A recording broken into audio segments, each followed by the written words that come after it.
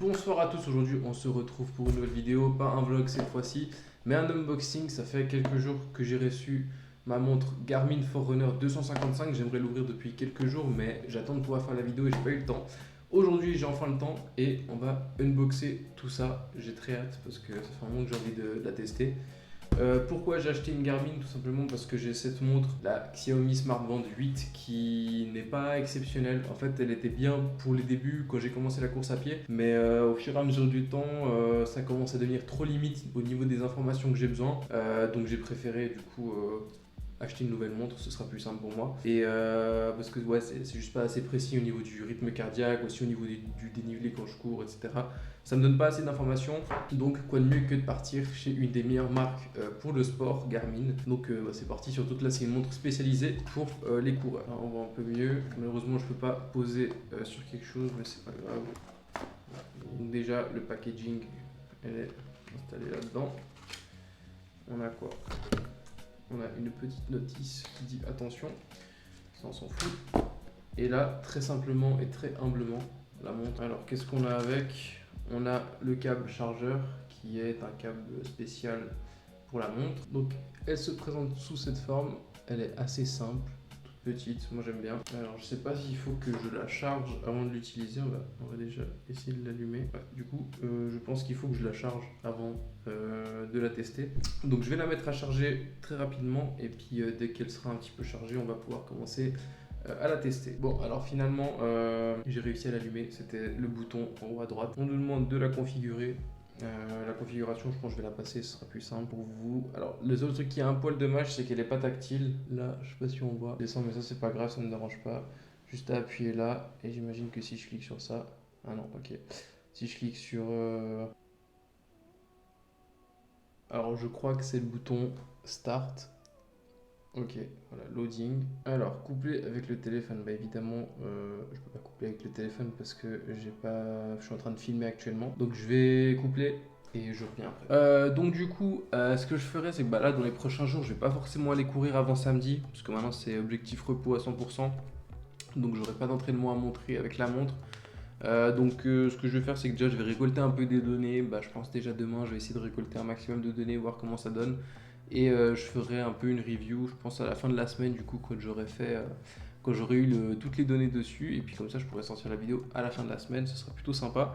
Au niveau de la montre, donc c'est assez compliqué à comprendre. Là, on a un bouton pour descendre.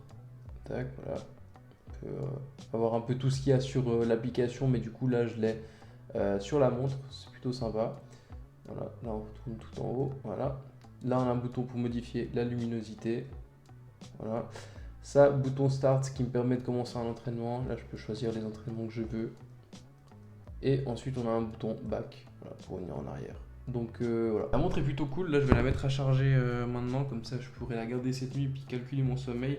Bon là elle est à la moitié de la batterie, c'est écrit 16 heures d'autonomie encore, donc franchement ça va tenir je pense. Mais je vais quand même la charger à 100% pour pouvoir l'utiliser directement à 100%. Quelques semaines après que j'ai tourné ma vidéo, parce que je n'ai toujours pas posté, mais c'est pour faire un bon review de la montre et de l'application. Donc là, je vais vous montrer l'accueil. Donc on a tout ce qui est focus, je vais déjà vous montrer ça. Alors on a le score du sommeil. On voit que cette nuit, j'ai plutôt bien dormi, 9h12 de sommeil, etc. Ça donne beaucoup d'informations assez précises. Voilà, plutôt sympa. Ensuite, on a le body battery, donc comme ça indique la batterie de mon corps, tout ce que mon corps est capable d'endurer dans la journée. C'est assez sympa, ça donne aussi pas mal d'informations. Ensuite, voilà, toutes les activités que j'ai eues durant la semaine. Je vous montrerai ça juste après. Ensuite, dans les aperçus, on a la fréquence cardiaque, les minutes intensives dans la semaine, le nombre de pas que j'effectue chaque jour. Mon objectif que j'ai mis de base, c'était 6000, voilà. Les calories que j'ai brûlées aujourd'hui. Il y a aussi possibilité de mettre sur les 7 derniers jours, etc. Donc ça c'est sympa.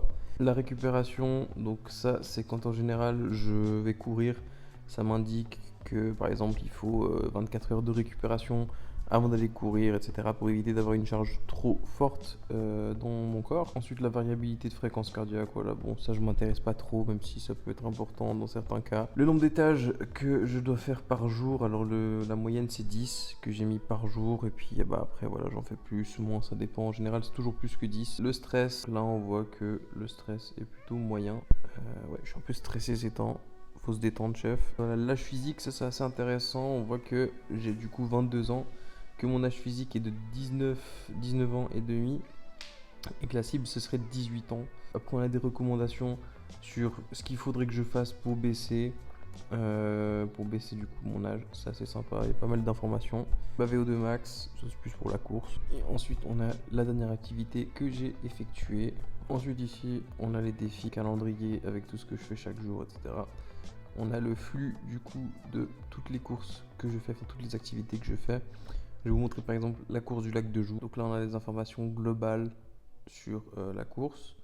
Et ensuite, on a les statistiques, l'allure, la vitesse, le chronométrage, détection, il détecte même quand je cours ou je marche, fréquence cardiaque moyenne, voilà, puissance, dynamique de course. Voilà, on a beaucoup d'informations. Elles ne sont pas forcément toutes utiles, mais c'est toujours intéressant de voir. Là, on a les données par kilomètre. Ensuite, voilà, on a des graphiques aussi sur ma course. C'est toujours intéressant de voir. Moi, j'aime bien, après certaines courses, aller regarder un peu, alors pas toutes, mais j'aime bien des fois aller regarder un peu les données de chaque course. On a soit en temps, soit en distance. Voilà les informations, c'est plutôt cool. Ensuite, si on sort de l'application, on a une autre application qui s'appelle Garmin Connect IQ. Et là, ça devient plutôt sympa parce que du coup, ça permet de personnaliser ma montre en téléchargeant des applications pour avoir des extensions un peu. Donc là, je peux avoir par exemple, bon là c'est payant, c'est des extensions qui sont payantes, je sais pas pourquoi, mais bon. Donc là, on est pour des fonds d'écran, des applications qui modifient un peu bah voilà, le fond d'écran, etc. Ça peut être aussi sympa à tester. Attention, je pense qu'il y en a qui doivent être plutôt pas mal. Donc voilà, il y en a qui sont un peu mal notés, etc. On peut avoir même la carte inclue sur la montre. Donc ça, ce sera un peu à creuser parce qu'il y a des trucs qui peuvent être plutôt sympas. Voilà, on a des petits modèles sympas pour afficher l'heure. Ça peut être plutôt cool. Donc on testera gentiment. Mais voilà, j'espère trouver celui que je disais avec les entraînements du coup pour muscler, etc. Ça peut être plutôt cool. Sur l'application Connect IQ, j'avais téléchargé une application qui s'appelle Tennis AI et en gros, elle permet de, quand je joue au tennis, avoir des informations à peu près détaillées. Je dis à peu près parce que voilà, c'est pas le plus. Enfin, c'est assez compliqué d'avoir un truc très détaillé sur une montre. On a une activité de 1h08, donc là, il n'y a pas grand chose d'intéressant. Si on tourne dans statistiques, voilà, on voit l'allure, la vitesse, le chronométrage, training d'effect. Bon, voilà, là, il n'y a rien de vraiment intéressant parce que c'est pas lié vraiment avec le tennis. Voilà. Et ensuite, on a les informations coup droit, puissance, revers, puissance, service. Voilà. Toujours intéressant de voir. Après, sur la montre aussi, il y a la possibilité quand je joue de mettre quand je fais une faute ou quand je mets un point. Mais là, comme je venais de la tester, je faisais pas. Donc voilà, il n'y a pas forcément les données correctes, mais c'est plutôt sympa. Et voilà, après on a de nouveau les graphiques, etc. C'est plutôt intéressant. Donc voilà, la montre c'est à peu près tout. Il n'y a pas grand chose en plus. Enfin, c'est déjà, franchement, je trouve que c'est déjà vraiment beaucoup. C'est déjà très intéressant ce qu'on nous donne comme information. Et puis voilà. On est 3 semaines après le tournage de la vidéo. n'est toujours pas sorti parce que j'ai eu là les trucs à faire ces derniers temps, c'était galère. Mais je m'y suis enfin mis, là je suis en vacances, je me fais bien, je me fais kiffer. Juste pour, voilà, j'ai oublié 2-3 précisions du coup, surtout sur l'autonomie de la montre. Donc du coup au niveau de l'autonomie, on est environ à 10 jours. Ça peut tenir 10 jours, à condition de l'utiliser voilà, normalement, sans faire des courses tous les jours. Mais franchement jusqu'à maintenant, en tout cas, je passe minimum une semaine sans la charger. Elle tient très bien, j'ai aucun souci avec. Donc voilà, aussi je me suis rendu compte, j'ai oublié de dire au revoir pendant la vidéo. Voilà, je fais les choses à moitié, c'est dommage. Donc bref, moi je vous dis à la prochaine pour 2 prochaines vidéos. Ciao.